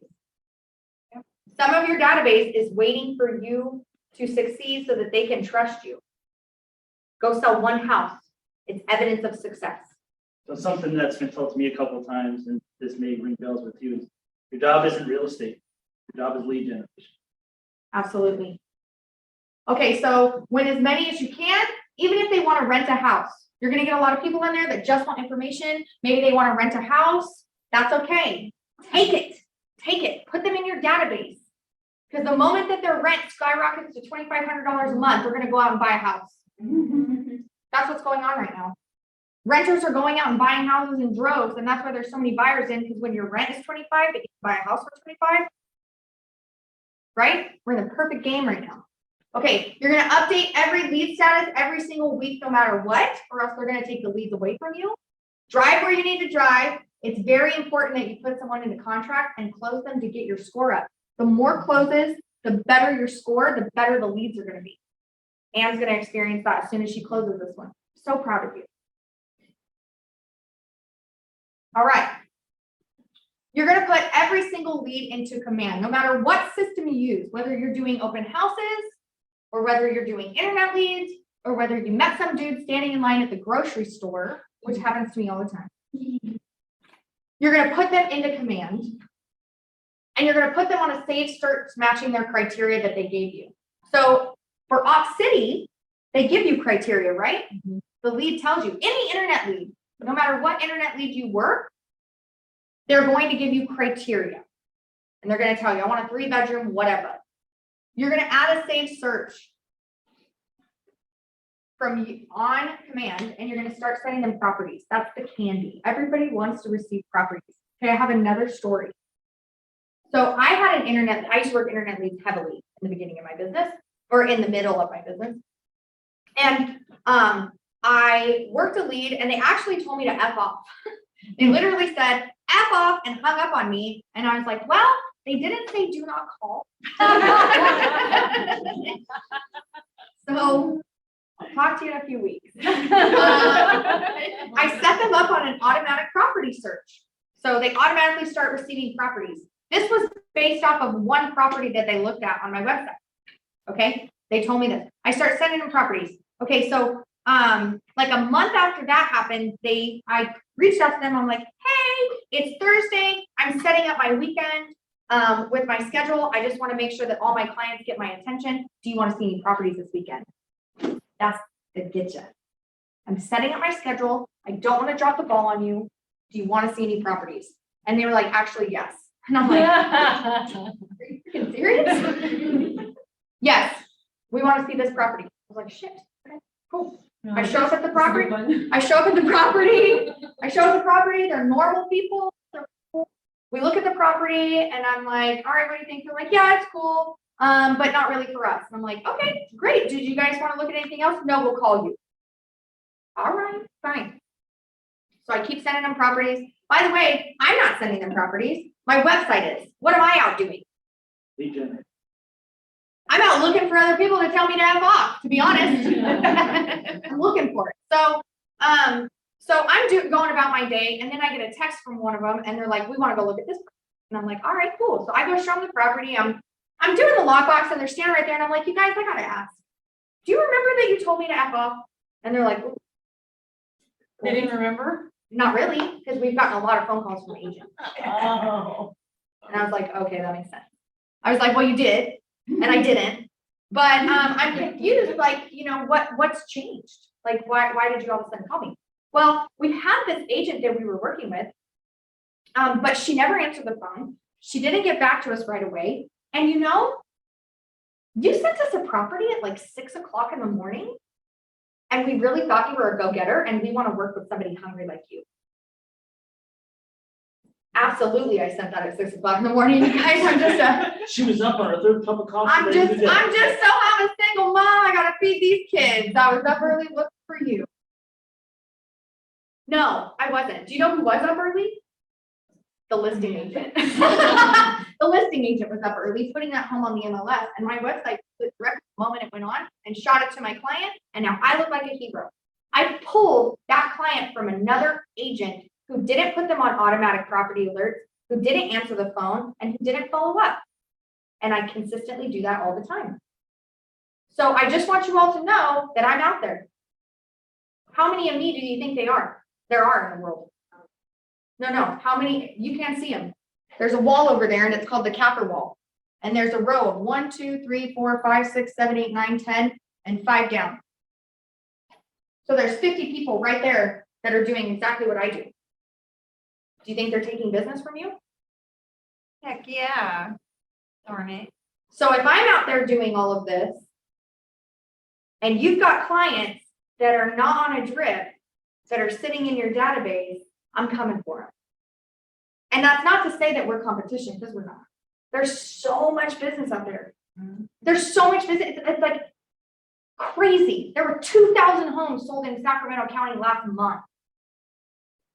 There's no way that we're competition. But at the end of the day, we are. And if I'm doing it and 50 other agents just in this office are doing it, then you got to do it, or else we're going to take it from you. And you got to go out there and take the business from us. Okay. So you're going to put them on a safe search, and you're going to make sure that they're receiving properties, because that's the candy. Okay. So now that we know that lead generation is big, right? You've got to call your database. You know that you need to either go to open houses, or you got to do internet leads, or you got to do both, App City, or you got to do both. I don't recommend that you go out and buy your own. You ain't got the money for that. The moment you cap, we can talk about you going out and buying your own internet leads. But for now, use the office. Use whatever resources you have from the office, okay? So step 3, you've got to keep your motivation up. You've got to plug into the office and come to trainings. Agents that come to me and say they need help or they don't have any business, I ask them how many of these classes have they. And then when agents say, hey, I don't really know if I should come to this class or not, what do you think? And I say, did you cap? No? Then you should be in classes. If you're not capping, then you need to be in a class that teaches you how to cap. If you don't understand the contract forwards and backwards, if you can't recite the contract to me like I can, you should be in contract classes. The more you know the contract, the more you know the process, the more you know about lead generation strategies, the more you get involved with this office, the bigger your business is going to grow. My first year in real estate, I had a full-time job. I sold 2 homes. On January 1st, 2016, pregnant and all kinds of stuff going on in my life, I quit my job and I went into real estate full-time. That year I sold 17 homes. Yeah. What you focus on expands. If you are not here focused on your real estate business, focused on your own personal and professional growth, it will fade away. It will fade away. So you've got to get plugged in. Come to the office meetings. I wonder if that's next. Yeah, look at that. Oh my gosh, you're amazing, Amy. I love you. Come to the office meetings, come to the trainings, whatever to help keep you motivated until you're self-motivated. I'll tell you, that year, 2016, I'm not kidding, I was pregnant. I was tired. I was at every single training. I'm a sales manager. I ran a #1 sales team for Solar City for an entire year. I led a team of 15 people. I literally hired 25 people a month to join, and I trained them to sell things, and then I sent them off. I basically do this now for Keller Williams. I still went to classes and learned how to sell better. I still go to classes and learn how to sell. I teach you guys, and I'm going to a class this week. I never stop learning. You will never stop learning. You can only get better. Wherever you're sitting, you can only ever get better from that point. So I never stop. So please plug in. And if you think, maybe I should go to this class, maybe I shouldn't, you should. Review your schedule and complete your follow-up tasks and task list. So if you put all of your people on a 5-5-5 plan and you have a SPARK plan going, when you log into command, it's going to tell you who you need to call. Do it. Make the call. There's nothing worse than telling yourself you're going to do something and then not doing it. The loss of personal integrity when you do things like that to yourself is astounding. So I got a story about that. Hit it. So I have a family friend. Her father is looking to buy a home in the SAC area. I did not get back to him soon enough, and there's another agent in the office that went to show the property. All because I missed a day on my tax. Because I thought I had something better to do. Yep. Same thing happened to me. I sold these people the home. They decided to sell it. They called me. I was at Six Flags with my kids. I said, hey, I'm at Six Flags with my kids. I'm going to get back to you on Monday. Is that fine? He said, yeah, no problem, Amy. By Tuesday, another agent had listed the home because I did not return the call on Monday, like I said. That happened a few months ago. $500,000 times that by 3.5%. Almost 18 racks down the drain, not mine anymore, somebody else's. Do your tasks, call your people. You're gonna call everybody in your phone and you're gonna find out at least from 2 people that they've already bought and sold a home within the last 12 months, probably even while you've had your license. And then you're gonna kick yourself. And then you're gonna follow up. So make sure that you're doing your tasks. So become the expert in the real estate market. At the back of your packet, let's see here. Hopefully, good Lord. There's instructions on how to create a saved search and all kinds of stuff in here. So keep this packet, take it home and go through it. Okay. All right. So right after a tracking sheet, it's called the 10-10-10 daily tracking sheet. You're going to see, yeah, right after that. There you go. You're going to see some graphs. Some green graphs. It's like almost that. Yeah, it's almost there yet. There you go. Okay. I had it. All right. So this is the MLS Trends Report. I have a coaching video on my coaching YouTube page. It's called Main Street Coaching YouTube page. And it talks about how to pull a trends report. It's really simple though. At the very top of the MLS, there's a button that says trends. And you just click it and it's going to produce this report for you. This report reads just like a story. And I love it so much because it tells me what's going on in the real estate market without me having to do any research. And you know, I'm a results kind of girl. I'm not a process kind of girl. I'm a results kind of girl. So I really don't want to have to go through the market and like read all this stuff. Okay. I want it to be digestible for me. And it says right away, December 2021 is a seller's market. The number of for sale listings was down 5.2% from 1 year earlier and down 24% from the previous month. Why would this be important? If I can have a conversation with someone at a party or a client or anywhere, and they ask me how the real estate market is, and my response is, oh my God, it's so hot right now. What do I sound like? Everybody else. Huh? Everyone else. Pretty much everybody else in the market, right? Everybody says it's hot right now. Who's it hot for? What's hot mean? What does that mean? It doesn't mean anything. It's somebody that hasn't studied the market and they're thinking from a one-dimensional space. If you can go in and say, well, actually, housing is about 56% less than it was a year ago. And that's the issue right now, is we just don't have enough houses, but we've got a ton of buyers. Supply and demand. Supply and demand is up right now, so how's the market? That depends. Okay. Which side are you on? It depends on who you are. And in order for me to assess if the market's good for you, I would probably need to sit down and talk to you about your specific situation, right? That puts me in a completely different light. The moment that I started reading the MLS Trends Report every month, I think you can pull it right around the 6th or the 10th of every month. Yeah, the 6th or the 10th, look between those time frames. The moment that I started reading this every month was the moment that I started viewing myself as an expert. Do you have 5 minutes out of the month to read that? Sometimes. Yes, you do. You do. And it's awesome because it puts a lot of things in perspective for you as well. Makes you look eligible. Well, you are, yeah. You are It's the not, expert. it doesn't just make you look that way. You are now. Even what if you're people new, need. you are the expert. That's what At the end of people- the day, you have to believe you are the expert. Because if you don't believe you're the expert, you're not gonna be the expert. Absolutely. That's absolutely. And another way that you can understand this a little bit better is by going out and previewing properties. I don't know if that's next. No. I want you guys to all go out and preview properties. You can look up vacant properties on the MLS. I want you to study areas and what it costs to live in that area. Cool. How much does it cost for you to get a single family home entry level in Natomas?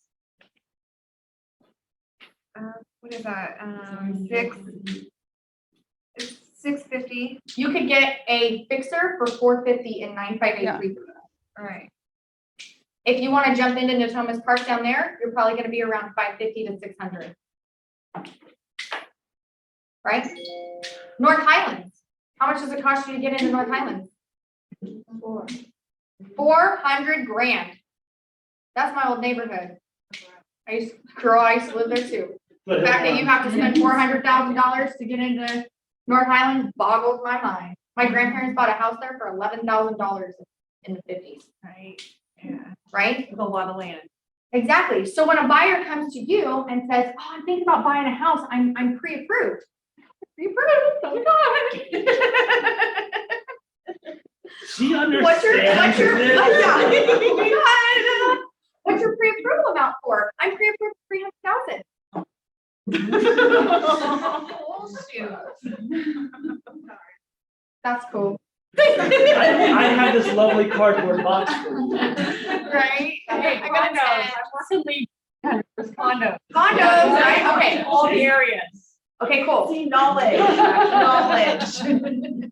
Oh, how about this? I'm pre-approved for $500,000. Yeah. Okay. I got something. I need a 5-bedroom, 3 bath on an acre of land in Elk Grove. No, not gonna happen. No, I had a better one. It was $100,000 was his budget. And he wanted 2 acres and a 3-bedroom house. Ooh. So we compromised, he's just looking for land That's, Yay. that's called Montana. Yeah. So the reason that I'm bringing this up is that I know you guys, I've already been in your shoes. I've been there. I get somebody on the phone, they're pre-approved. I'm so excited. Oh my God. I set the appointment. I get a babysitter. I paid $20 for that babysitter. Probably 40 because, the appointment might go over. So I just spent $40. I got ready for that day. I drove all the way here to the office. I sat up, they show up, and then we go through everything, and I find out that they are approved for $300,000, and they're looking for a 5-bedroom home because they've got 8 kids, and they don't have any money in the bank for a down payment or anything like that. Right? Now, as an expert in the market, I know that I have to ask follow-up questions for these people because I know what you can get in Sacramento. So yeah, you're pre-approved, but are you pre-approved for enough? Right? Are you pre-approved to live in Sacramento, or do I need to take you to the outskirts? What do the outskirts look like? What if somebody's pre-approved for a lesser amount? Can they buy a home in California? Yes. Could they buy a home within 2 hours of here? Yes. Yeah, would you know that? You should. But would you actually know that? What areas? Heights. Georgetown. Out of Sacramento. Georgetown, they wish. You wish. Georgetown is expensive. My point is, you've got to go out there and learn the market. You've got to become the expert. They're not the expert, you are. And if you don't know what a home's going for in North Highlands versus a home in Natomas versus a home in Del Paso Heights versus a home in Elk Grove versus Citrus Heights, are there homes sitting on the market right now over 30 days? Are there homes that sell in less than 4? Yeah. Yeah, you got to know these things. Why do homes sell for in less than 4 and some sit on the market for 30 days? Right. Okay, but why? Why are they over? Why is that home overpriced? Because their agent wasn't realistic with them. How do you know that? Have you looked at the listing? So these are a lot of assumptions that we're making right now, and you haven't even looked at the listing, right? Can somebody get their closing costs paid for in this market? I did it. So the reason that I was able to do that is because I know exactly what I'm looking for. I know exactly what homes I need to look for in order to get my closing costs paid for. So there are buyers out there right now that are like, I'd love to get my closing costs paid for. And I'm like, oh, I can help you do that. You just have to listen to me because I know what houses we need to look at. But that's because I know what houses we need to look at because I've studied the market. I still preview real estate. I'm trying to break, well, I am a luxury agent. I'm considered a luxury agent. And that means that I've sold over, what is it, 700? 6. No. No, it's Second 7. is 750. 750. I've sold 4 homes over 750 in the last 4 years. That's not enough because I like barely, I'm like into that luxury. I'm like barely scraping it. So my goal this year is that I need to sell all of my homes. I want every single sell that I do to be over 750.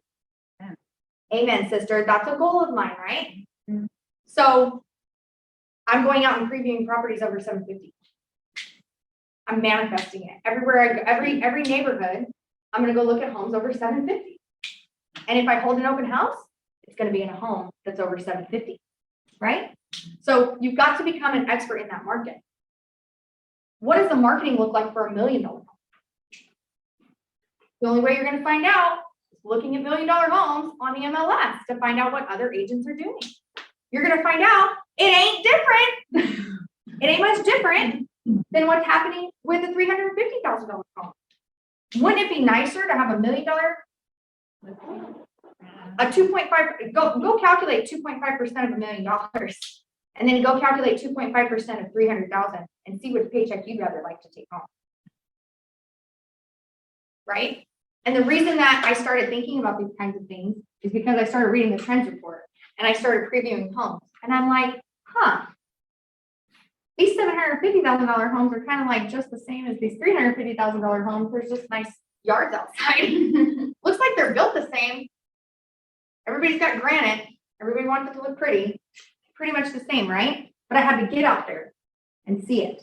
Okay. I think everybody gets my gist. Accountability. Not these days or time anymore. Well, we haven't changed that yet. Okay, so we have a Zero to Capper accountability meeting via Zoom every Friday with Vince. And I've got one more thing to talk to everybody about. So on Fridays for 3 p.m. for the time being, we're probably going to change this time because it's kind of conflicting with like school stuff like that. Every Friday at 3 p.m. y'all are going to get on with Vince and you're going to talk about your activities for the week.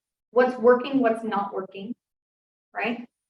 Okay, and then I've got one more thing for you guys. Are we keeping this for this Friday though? It is. Okay. It is this Friday. I'll lock it in. In the chat, as well as in your right in front of you, is another packet of information. And we are going to be doing a lead generation challenge. If you would like to participate in this challenge, there's no opt-in or anything, just turn in your numbers on Fridays. So the lead generation challenge starts today, February 28th, and it ends with Ignite graduation on April 1st. Each item that you complete towards the challenge is going to earn you points as determined by the rubric below. You're gonna turn this in, you're gonna complete your packet, or you're gonna fill it out, your numbers, and then you're gonna turn it in every Friday. You're gonna turn it into me or Alita, or both of us. We're going to keep a tally of everything, so you don't have to worry about it. Just write your numbers and then turn it in on Friday. The winner must have 500 points. Okay, you have to have a minimum of 500 points, and the team member with the highest points as of April 1st is going to win a prize. It is not a shitty prize, I promise you. Okay, I don't do that. It's correct. Okay, so you can see in this packet that we've got a point log here. So a closed or under contract from today until the 1st is going to get you 25 points. A signed buyer's agreement is 5 points. A signed listing agreement is 10 points. If you log a call, it's 1 point. Look at that. 100 dials per day, 5 points. 50 dials per day, 2 points. Text sent, 1 point. There's initial response time of 5 points. That's for my internet lead people. Text sent is 1 point. A face-to-face appointment with a new lead is 10 points. If you read for 30 minutes, you get 5 points. If you exercise for 30 minutes, you get 5 points. Reading and exercise help you with your life, make you better. If you attend a training, the daily trainings that we have, you get 10 points. If you share a social media update, you get 5 points. And if you record a video and share it, you get 10 points. Now we're going off of the honor system. Don't be a jerk and lie. Okay. You have the packet. It's the second packet. All of my Zoom people, do you have this second, the lead generation?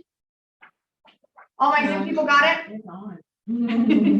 Yes, it's there. Okay, good. I'm glad it's there. All right. So you can all be part of this. Sorry, I should counteract that. You can all be part of this if you're in the coaching program. You are in the coaching program. I am. If you're not in the coaching program and you want to be a part of this, reach out to me and let me know so that we can get you in it, right? So again, starts today. You can start earning points as soon as you leave this class. Every Friday, you're going to turn your points into me, right? Or Alita. Either way, if Alita's your coach and you want to turn them into her, you can. She's going to get them to me. So every Monday, you're going to fill this out. Every Tuesday, there's even pages on here that tell you what day to fill them out. It tells you the points. On Friday, you can send me all of your papers filled out. You can send me your points. I want to see them itemized out. If you just send me an email that says 25 points, I'm going to email you back and say, for what? For what? What are you doing? The entire point of this is to get you into activities that are going to further your professional personal growth and as well as make you money. All of these activities are going to help you make money. Does everybody get it? Any questions about the contest? Yes, Mike. Can you explain more the initial response time? Initial response time, I'm sorry, that's weird. That's for your off city leads.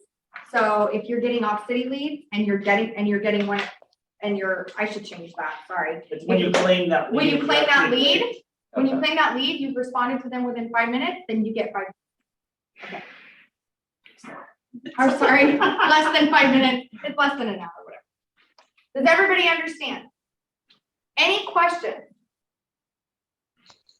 Hey, can someone repost the contest? Yes, absolutely. I'm also going to send out, absolutely. I'm also going to send out an email after this to everyone in the coaching program with the explaining it all again, right? So you're going to get an email with the packet and everything, especially because I want you to be able to print these out and keep them by your desk and fill them out every day.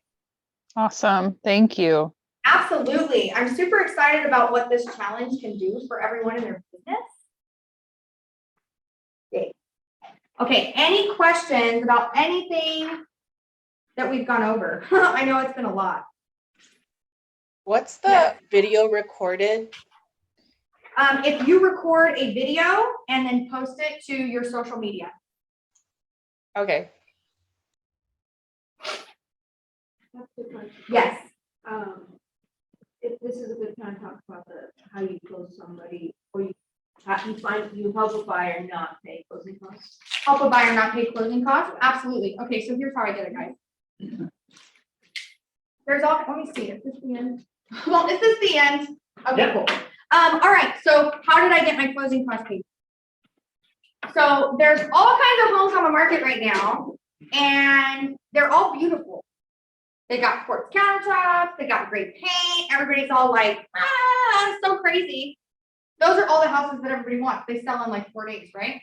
So there's a plethora of homes that are on the market right now that are overpriced and have been on for more than 30 days. That's it. Go after those homes. Nobody else wants them. If I put an offer in on that property that says, hey, seller, I'm going to give you what you want. I'm going to give you your overpriced, but you're going to pay my closing costs. You're going to save your clients $13,000 to $15,000 up front. The seller gets what they want. Your buyer gets what you want. Boom. It's a win-win. So, example, my home specifically. So I was out looking for properties, and of course I needed my closing costs paid for. That's how I bought my first home. It's how I'm buying every home. So I needed my closing costs paid for. I'm an agent, so I'm using my commission as the down payment. Not your buyers don't have that. So I was looking at properties, and I looked for specific areas that I wanted to live in. And then I looked for properties that everything that's available. Everything that's available. And it's very slim picking. Like, you only have a certain amount of properties available. And then I looked for the ones that had been sitting on the market for a while. Properties have been sitting on the market for a while. The reason they're sitting on the market is the pictures suck, the price sucks, the condition associated with the price are not the same. They're overpriced. They're usually not that overpriced though. So like my home specifically was a property that was located in Sun River. It's right off of Coloma and Sunrise. Pretty good area. Homes usually sell in that area between $450 and $550, depending upon which side of the neighborhood and the condition of it. I saw this property. It was originally listed for $450. They just dropped the price to $435. I knew it was going to go quick. I called the pictures sucked. The pictures were so bad. I called the agent and I was like, I really want to see this property. And he says, yeah, you can come look at it. I'm throwing an open house on Thursday of this. Oh my God. I was like, okay, that's a horrible day to throw an open house, but okay. This was going to work out in my favor, right? So on Thursday at 4 o'clock, and I almost canceled it, you guys. I looked at the pictures again and this is going to be a waste of my time. But I was here and I said, screw it. I grabbed my stuff. I drove all the way out to Sun River, which is 50 in Sunrise. And I get there and I walk in and I'm like, oh my God, this house is nice. Like, it was old. It's got 1970s cabinets and countertops and stuff like that. It had linoleum on the floor. There was carpet everywhere. Carpet was dingy. The house was all closed up and dark. The pictures were horrible. But it's on 0.2 of an acre. It's 1,736 square feet. It's a 3-bedroom, 2-bath, and it has RV access. Sounds nice. It's the second owner. They added everything on with permits. So I walked in the door and I was like, whoa. I was like, do you have any offers on this? And he was like, no, we don't have any offers. And we just dropped the price. And I was like, shit. They're going to drop, somebody's going to come and grab this. So I'm looking around and he says, oh, by the way, under all this carpet is original hardwood floors. And I was like, oh my God. Shut up, gold mine. Okay. I was like, what else did I ask? I said, these additions that you put onto the property, because most of the homes in that area are like 1,500 square feet. This is 736. I said, these additions to the property, who did them? And he's like, they did them with permits. Everything's permitted and on file. And I was like, I want to put in an offer right now. I'm going to offer you what the client wants, what your seller wants. She wants $450. That's fine. I'll pay $450. I want you to pay all of my closing costs, 3%. They said, fine. I wrote the offer and I got it accepted. I got my full inspection contingency, all of my contingencies in place, full 3% closing cost credit. Have you guys heard of that in this market right now? Ours like, no. Hell no. No, none of my buyers can get that done. When I talk to my buyers, I tell them, we gotta remove the inspection contingency. We're good inspections, but they ain't gonna mean anything to you. You're gonna have to pay at least 25 to 50 grand over asking price. Sorry, that's what it is. And I'm gonna do my best to mitigate that, but it is what it is. And if you need a closing cost credit, honey, I'm sorry, but we're not gonna get it. That's the market that we're in right now. There's 15 offers per house. I know, because I list property. Okay, so I gave them 450. That was, they listed it for 435. They just dropped the price. So $15,000 over asking price is what I paid. We go through inspections. The sewer line needs to be completely replaced. It's $5,200. And there's $4,000 worth of dry rot. The seller paid for everything. Why? Why would they do that in this market? Because they weren't getting No. any offers. That's Because why. nobody else wanted the property and I had all the leverage. Yeah. And I gave them what they wanted. I gave them what they wanted. So out of that 450 that she was gonna get, that 9 grand only ate into about half of what I was offering her of asking price. So she's like, whatever, I'll do the repairs, that's fine. Do you know what that, so do you know what that home appraised for? 460. So was it ever overpriced? Good job. It was never overpriced. Right. So there are homes sitting on the market right now, 30 days on the market. Pictures suck, agent sucks, all of it sucks. It's not overpriced. It's not.